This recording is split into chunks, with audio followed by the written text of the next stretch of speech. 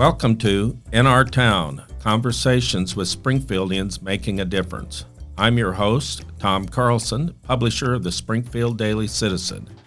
If you'd like to comment on this episode, our email is inourtown@sgfcitizen.org. We'd love to hear from you. My guest today is probably Springfield's best-known portrait photographer. Since getting his first 35mm camera when he was 15 years old, Randy Bacon has taken thousands upon thousands of pictures. A lot of his work, however, expands beyond the traditional family portrait or the kind of pictures that you see on the wall of a corporate boardroom. Instead, much of his work in recent years has focused on people who live in the shadows of life. Randy joins me today to talk about his 40-year career in photography.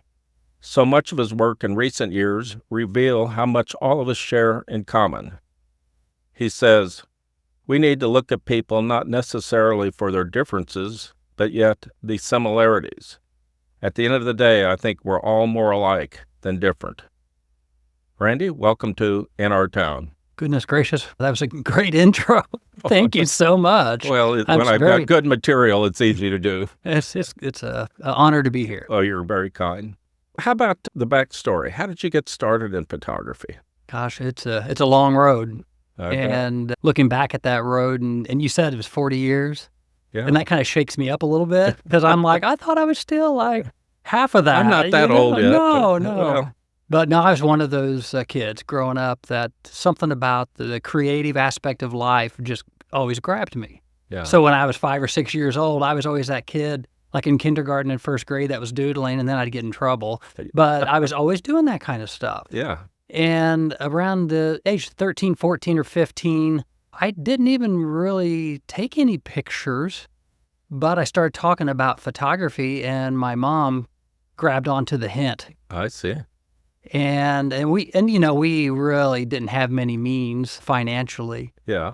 But I remember it just like it was yesterday. She said, let's drive to Springfield, because I grew up in Lebanon, Missouri, and we didn't even have a photography shop. Okay. And she said, Lawrence Photo, but no, it was Ozark Camera. Oh, yeah, on Walnut You remember Street. Ozark? Yeah. Yeah. And so we, on a Saturday, we drove to Springfield, and it was about $150, which for me was like a small fortune. And I bought a Pentax 35mm film camera. It was used, but something when I got that, it just clicked. I didn't really at that point have interest in painting anymore or drawing or anything else. It was something about that camera. It's like, oh, this is my brush. Did you develop your own pictures? I did shortly thereafter. Going into high school, I got on the yearbook staff, Yeah. and we had a great dark room. And so I started learning that at about the age of 16 or something like that. And, I became that dweller in the dark, and I loved it. The magic of putting something that had nothing in the liquids, and then it comes out and you've got an image. Right. And so you work on the yearbook, probably covered some of the basketball games, that kind of thing? Oh, everything. Yeah, everything that was in the yearbook I did. Okay. So except for maybe like the big group shots, other than that, I did it. But yeah, the sports and the whole kit and caboodle. And so after that, it went to what would have been SMS in those days here in Springfield? Yep. But you're not supposed to say that anymore, I don't think. No, I apologize. I fell off along those lines. I guess I'm still stuck in the 70s in some ways, But so what were SMS. Yep. SMS, and what were you thinking you would do when you went to college? Oh, art. I left high school at Lebanon once again. And I will say, back in those days, I was this like pretty insecure, shy guy. So, I wasn't renowned for talking, which is kind of funny now. And because I love to talk. Yeah. But anyway, I got the courage, and I say courage, to go to college, because really not many in my family ever did. And so, I drove that 1 hour drive from Lebanon to... Oh, you commuted every day? No, I drove and lived, but that was, for me, that was big. That was that was big for not only me, but our family. Uh-huh. And I'm like, I'm going to study art. And I did. But I did not like it. And I think part of that was because of maybe insecurities within me. And also just the nature of, at that point, the way photography for me, even at that point, it definitely was not a hobby. I didn't even see it as a potential profession. I saw it as sacred. It was something that's like, okay, this is actually in my core. And so starting to do a lot of the art studies and everything, I was like, this is not working for me. And I don't know if I've got the courage to even finish this out. And then you hear those voices, it's like, I don't want to be a starving artist. Right. And so about halfway through my college, I'm like, well, I'm going to take a different path. And I chose psychology. And did you get a degree in that? Got a degree in psychology. And then what And then happened? basically a second major in business management. You were headed for a schizophrenic crack up. You've had this artistic nature, and you're combining it with a business degree. Something's got to pop. Yes.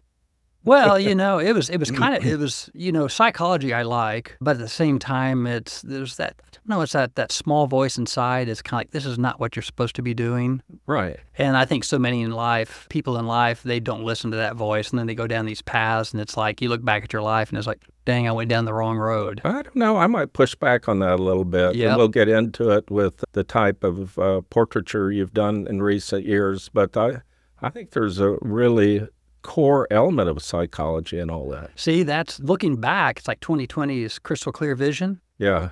I'm like, Things make sense in the rearview mirror, don't they? I'm a genius. At the time, I had no idea. Got a degree in psychology, got some understanding of business management. I still had all my desire for art and photography, and I did it all of the time.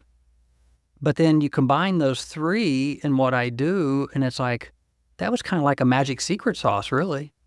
And that is, Do you think you were just lucky, or do you think? Oh, I was lucky.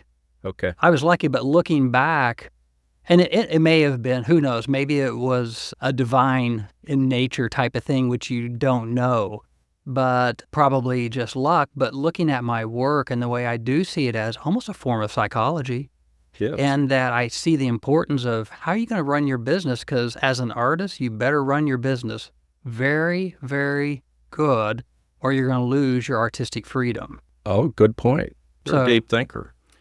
Well, I am. You seem surprised. Not every artist is grounded in practicality, and you sound like you are.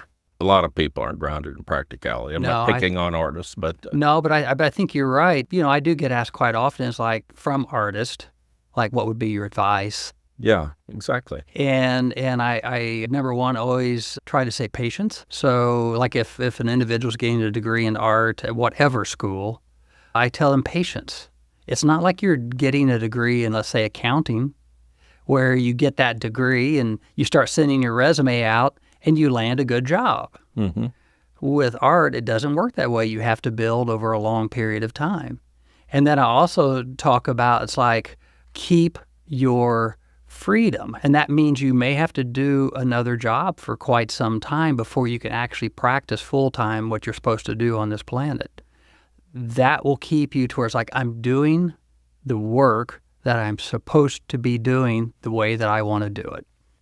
Were you that certain starting off about just how to approach everything? Or do you think you just wanted it so badly that you were willing to make the necessary sacrifices to accomplish your goal, perhaps? It was a little bit of the opposite, actually, and that is, I pretty much from the beginning said, I'm not going to do photography unless I can do it really the way that I feel like I'm supposed to do it. And so there's that saying about selling out, and I'm like, I'm not going to do that. Okay. I kept telling myself I just can't do that because I respect photography and the art of photography that deeply. And so I didn't want to get into a situation where it's like, I'm ruining that passion and that gift that's inside of me because I'm doing all this work I don't want to do. So what I did, I went into the corporate world. Okay. Tell us a little bit about that. I want to move into what you've been doing recently, but fill that out. It's a crazy road, and you look back and it's like I could have never planned it. I never could have.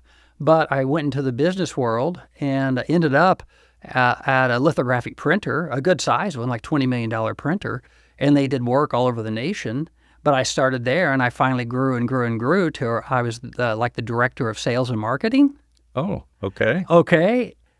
At the same time, it's like, this is not what I'm supposed to be doing. You could just feel it. But I did that for quite some time, and I'm like, I'm going to make the step. Till the side gig kicks in and it'll support you. Yeah, but I finally, did it and took that big step of leaving corporate world with all of the perks such as insurance and everything else. I was like, I'm going to go for it. But I'd planned for a long time. I'd been building my clientele as wherever I could.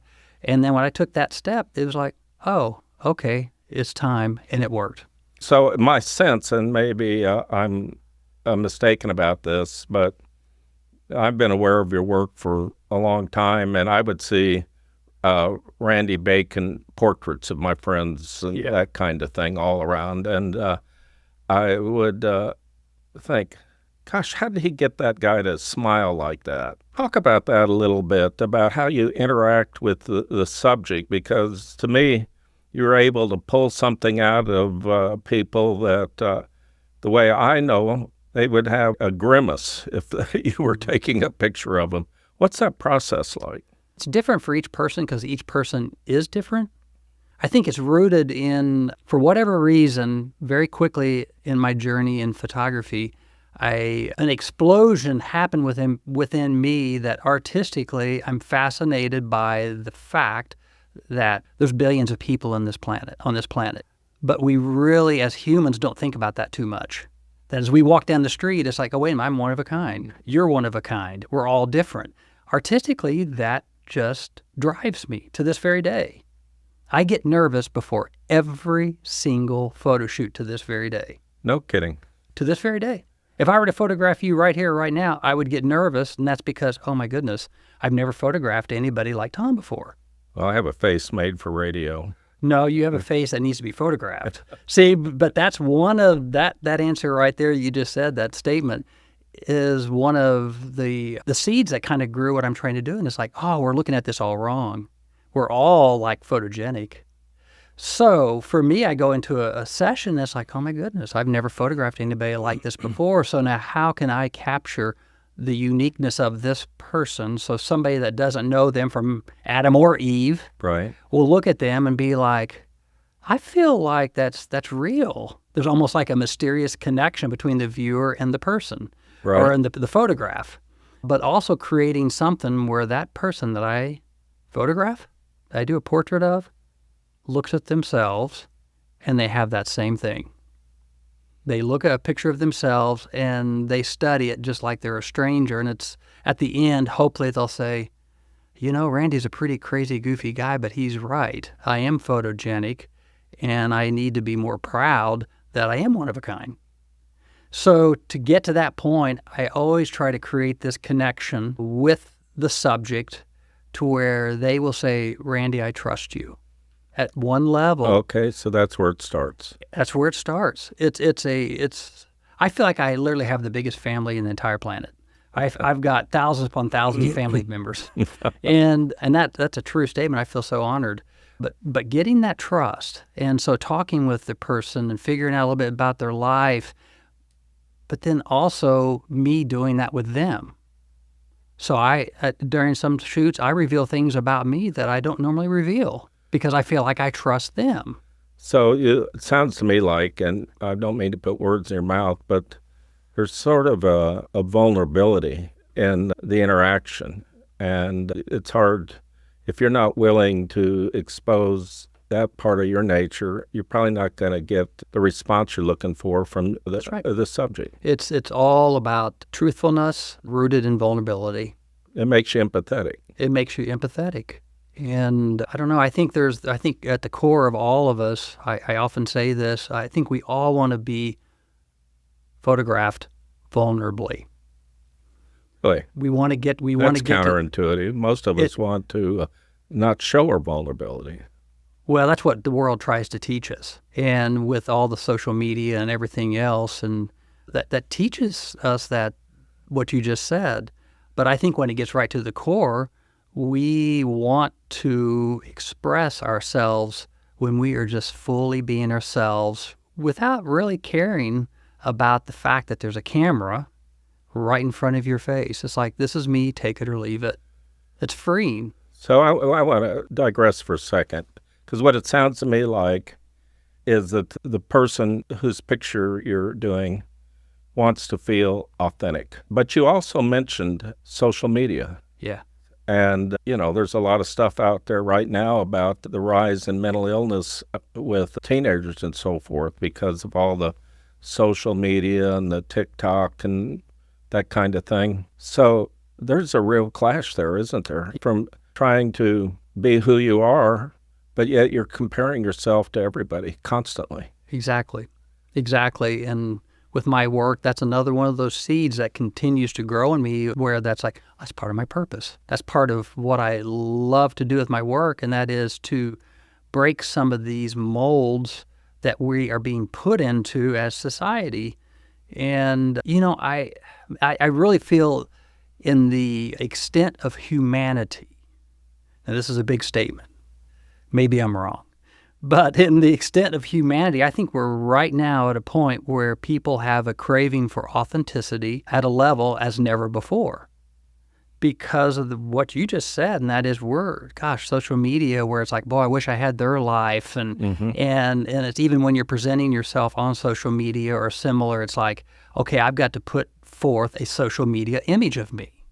You may be having the worst day ever, just got done at the doctor's with bad news. You want to do a post on Instagram or whatever, and it's like, okay, I got to do the smile and hold the camera up a little higher, get the right angle, and at the end of the day, it's not really you and what you want to express. We'll be right back after this short break. Hello, everyone. I'm Shannon Kay, and I'm the visual journalist at the Springfield Daily Citizen. I really see being a journalist in general as being a public service.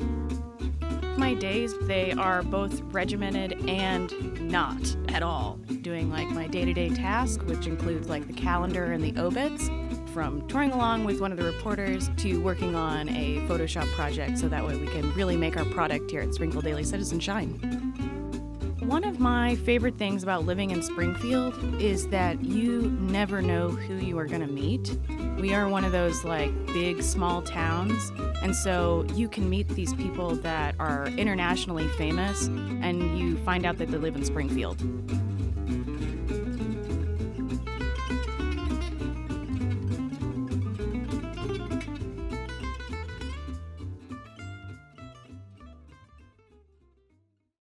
So I want to do a mini Rorschach test with you. Oh, geez. I remembered a quote I looked up today in preparing for our podcast about Ansel Adams. And what it says there is that he emphasized the importance of pre-visualization and meticulous planning in his photography, trying to get a perfect shot in a single attempt. And he was quoted as saying, "You don't take a photograph, you make it." How do you respond to that? Well, first of all, I love Ansel Adams. Okay. Even though he didn't do many portraits. Right. But he actually taught me a lot about how to see light in the dark room and various other things. But I'm almost the polar opposite of Ansel. And I love the stories of him where he would climb up the side of Half Dome or something and wait all day for one or two shots. Getting that the perfect light. For me, I want that perfect light too, but the light I'm looking for is those split instants, and I typically shoot at 125th of a second or 250th of a second, somewhere around there. It varies, but I'm looking for that 125th of a second where it's like I literally just saw the light of that person come out. And it's there and gone in an instant. It can literally be 125th of a second. But I can see it. I literally, when I'm doing a session, I can see those little instants, and it's like, comparing to Ansel, that's that perfect time and place, but it just happened in an instant instead of me sitting on the side of Half Dome half a day. So a lot of your recent stuff, at least the last 10 years, perhaps longer, has dealt with people that are going through a lot of challenges in their lives. You've got a book out that I think everybody would really enjoy reading called The Road I Call Home. And in your introduction, you say, don't read it, take a look, come back and take another look, think about it. But anyway, you talk about homeless people, cancer patients. You've done things with people with Down syndrome, domestic abuse, suicide survivors. What's drawn you to that kind of subject matter? I've learned, first of all, I've got issues in my life. I've got my messes. I've had my challenges. And from working with all the people in my life, it's like, oh goodness, they have a mess in their life too. They have a challenge in their life that's like big. And it kind of started coming together where it's like, we all have this fantasy of life being 100% easy and rosy the entire way through, but it never works that way. And that's actually, in my opinion, not what life is about. It's about you're faced with the mountain and you climb it. And then when you climb it, share with people how you got to the top of that mountain and the mountain didn't take you down. Tell your story. Tell your story. And this journey of telling these stories has been going on now for like 23 years. Oh, that long, okay. Yeah, and it developed slowly. And it kind of happened accidentally, like so much in my career has. It's like, well, I didn't expect that. But the very first series I did was on cancer survivors with Cox Health System. Mm-hmm. And they liked my work, and this was in early 2000s, and they said, will you capture portraits of cancer survivors, many right in the middle of the battle? And I'm like, this is like an honor. Yes, I will do this. But it was probably maybe the first session I did, taking the photos, and the individual was right in the middle of chemo, so you could see the person was in chemo. Their hair was gone, but they were talking about the beauty and the sweetness of life. And I'm like, oh my gosh, you're going through the battle of a life, and are you going to win or are you not? You don't even know. Right. But yet they're like, oh, life is so precious, and this is what's important. And it became a ongoing series called Sweet Life. But when that happened, I'm like, I got to back up here. I'm not going to do just photos. I have to do a photo and get their story. And I did that for that exhibit. Yeah. That's where it all started. I had no plan of doing that until I did that first and maybe that second shoot where it's like, they're talking about these things, and personally, I'm scared of cancer, especially then. But yet they're talking about, in some respects, it's like, I wouldn't wish cancer on anybody, but yet it's one of the biggest blessings of my life. And I'm like, oh, I have to share this with humanity because this can help somebody that's going through that same journey. Or maybe somebody's just having a bad day. Well, certainly, if you're having a bad day and look what some of the people that you profiled are dealing with, probably the appropriate response is to just be grateful for how good you got it. That's right. Just being grateful for whatever that is. Whatever that is. Yeah. So, as I said earlier, you've interviewed a lot of people that are what I would say are living in the shadows, a lot about homeless people. Yes, a lot. And in your book, you have these magnificent portraits of them. Thank you. But the stories that go with each one of them, have you arrived at a conclusion about what all these homeless people, if anything, share in common? That's a great question. I think one thing that they all share in common from one angle is that they want to feel like they're as much as a person that deserves to be on this earth as you or I. They want dignity. They want people to recognize them. And that doesn't mean necessarily giving them money or something. You can, which would be nice, but not at all. But just look at them in the eye and say, have a good day. Hello. Yeah, good point. Look them in the eye as opposed to look the other direction. And I was guilty of that. It's unpleasant or uncomfortable sometimes. Yes. And then on the other side, it's like, well, how did they get in that situation? What I'm finding, I've found and keep finding because I keep photographing for this project, and that is the reasons vary about as much as the number of days in their life or our lives. And that is, they're just enormous amount of reasons. But with the individuals I've met, I'm like, wow, this is a really great person. I just really like them. Now, not all homeless people are that way. Like, not all people in other walks of life are that way. But a large majority, it's like, I just really like this person. They have good things to say. They may have a good sense of humor. They're very genuine, on and on and on. And then when you do find out the story, it's like, well, wow, this childhood. Yes. That's rough, what they had to go through. Yes. Or, it's like I photographed just recently in Kansas City for the road, basically, I call home Kansas City. Mm-hmm. And a lady had worked for the Kansas City Royals. She was a social worker. And she was just like, well, I think today I'm just going to walk, down the street instead of drive, go to a coffee shop, whatever she's doing. I can't remember. And she goes about a block and she gets hit by a car. Perfectly employed. But that car wreck put her life into a spiral to where she lost her jobs. She had PTSD. She had some other mental problems from being hit. And the next thing she knows, she's homeless. So it can go from one extreme to the other. So with my work, it's like I'm not trying to say I can solve anything really. But what I am trying to say is like with a homeless member of our community is, well, maybe, get past the cover of that person, read at least a page or two of their book before you make a judgment.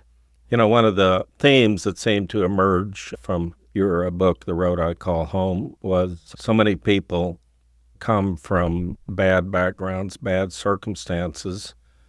And so it'd be easy to say it's not my fault. But on the other hand, a lot of them, while acknowledging that, would also say they have some responsibility. Yes. And so, and again, just my impression from looking at several of those, they're not playing the victim card. No, I'm glad you observed that, from, the portraits and the stories, because that's exactly right. Very, very few. It's like, oh, it's his fault or her fault or society's fault. Mm-hmm. They do take ownership of it. But boy, once you're in that deep hole, it's hard to get out. Well, absolutely. There's a lot of things working against you. So if I'm not probing too much, would you refer to yourself as a religious person? I'm not churchy. Maybe more on the spiritual For thing. sure. Yeah. Yeah, I mean, it's hard for me, with my work. It's like I look at you right now, and I'm like, wow, there's a miracle. I mean, right in front of me, right this moment. And so that's the way I see life. And so it's hard for me to go through life not fully believing that we have a magnificent creator that thinks so highly of each of us that we're all one of a kind. And not to get into this religion versus that religion or anything. It's like, I don't know. I look at it way above that. So you have a sense of wonder. Oh, for sure. I mean, now at this young age that I am, versus when I first picked up the camera at the age of 15, I probably have more wonder now. Oh, that's great. And I love that. That terrible R word, retirement, I just don't see that happening anytime soon. Well, you look like there's still quite a bit of tread on the tire. Tell us about your project called 8 Billion Ones. Yeah. When I started it, it was, it really started from 2008 to 2000, maybe 14, maybe 15, I had the opportunity to travel to a lot of different countries, a lot. And many times I would get back and people would be like, oh my goodness, what did you think of Cairo, Egypt? Mm-hmm. Or when you're in Africa, what was your favorite thing? And on and on and on. And it always made me think, it's like, no, wait a minute. The favorite thing wasn't the pyramids or this or that. It was always people. And then it got me to thinking, it's like, now, wait a minute. We tend to look at this world like they're different than us. But yet all of that taught me is like, no, we're more alike than different. And we all kind of want the same thing. We want to love. We want to be loved. We want to have a life of joy. We want to live a life of purpose. We want to do all these things, and it's all in common, and it's really not that much different.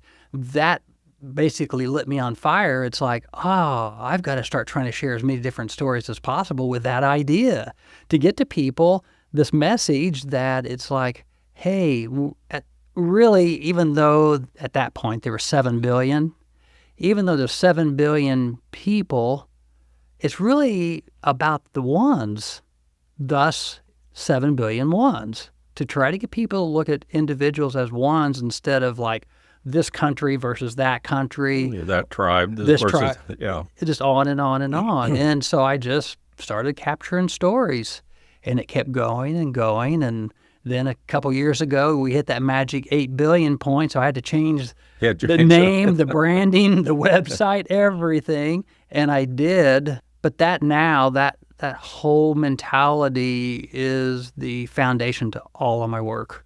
I think I know who said this, but I'm not sure, so I won't attribute the quote to him. This writer wrote, "Everything in the world changes except one thing, human nature." And what it sounds to me like is just depending on the situation a person is put in, they will react this way or that way, but we would all probably be very similar if we were in the same circumstance because we share the same nature. I totally agree. Yeah. So it's pretty hard to think you're much better than somebody else if you start looking at things from that viewpoint. That's right. That's right. And you know, I will say this also kind of related to that. We've all got the same nature. And even though if you watch the news very often at all, you're going to be like, there's some pretty bad people in this world. And I think that's true. But the very large majority have this nature that they really want to do things that hopefully will leave this world a better place when they're gone. And I think it's a beautiful thing for people to understand, you know? So what's the future hold for you? Any big projects or things? It's you know, it keeps evolving, and I'm more excited now than really I've ever been in this multi-decade career, you know? Right. And so I'm heading to St. Louis in a week to do a whole new exhibition on the topic of Down syndrome again. But now it's going to be focused on organization in St. Louis, and it's going to be exhibited there. I'm starting to film this fall and a documentary that's going to take about a year. And, what's the subject matter? And you may have seen this film or not, but in 2010, I did a film called The Last Days of Extraordinary Lives. Okay. It's a feature film, and it never was meant to be a feature film, but it turned out that way, and it did really well. It won many film festivals. Oh, and congratulations. it touched a lot of people. And about 4 months ago, I wake up and my breakfast, you know, the usual thing, you check the news headlines and weather, and then also, you know, you check your messenger on Facebook, and I'm like, oh, I got a message from somebody, and her name is Tara Belinsky, and she is the head of hospice for Phoenix Hospice. Okay. And she's like, I woke up at 3:30 a.m. and I'm like, I wonder if Randy would ever consider doing a new take on this thing about the last days of life. Yeah. And she reached out to me. It's like, would you ever do that? And I'm like, yes. Because number one, when I did that film, I had no idea what I was doing. I was new into the video world. And now it's like that topic is still relevant. Especially to some of us in this room. Well, you just never know. Yeah, but we all are going to face it. So the topic is going to be about the wonderful stories of people that they can see the end, but not about death, but about life. We're also going to be talking about the topic of hospice, you know, because that's very important at the end of life and how we leave this world. And not to be a downer of a film, but a film where it's going to hopefully magnetically pull people into the stories of the people that are vulnerably sharing and walk away with many gold nuggets about, this is how you live life. Well, it sounds great. I interviewed Bob Carolla a few months ago, who is an oncologist, very active in the hospice community. Oh, he's the one that's like, we're going to do this film. Oh, great. I can't think of a better person to collaborate. Randy, it's been great. Is there anything I haven't asked you about that you'd like to talk about before we You know, you covered a lot, and the questions were great, so I think we are good to go. Okay. Well, thank you for being my guest today on In Our Town. It's been a pleasure. You're welcome. That's it for this week, and many thanks for listening. If you'd like to listen to other episodes, you can visit the Springfield Daily Citizen website at sgfcitizen.org/innertown or subscribe wherever you get your podcasts.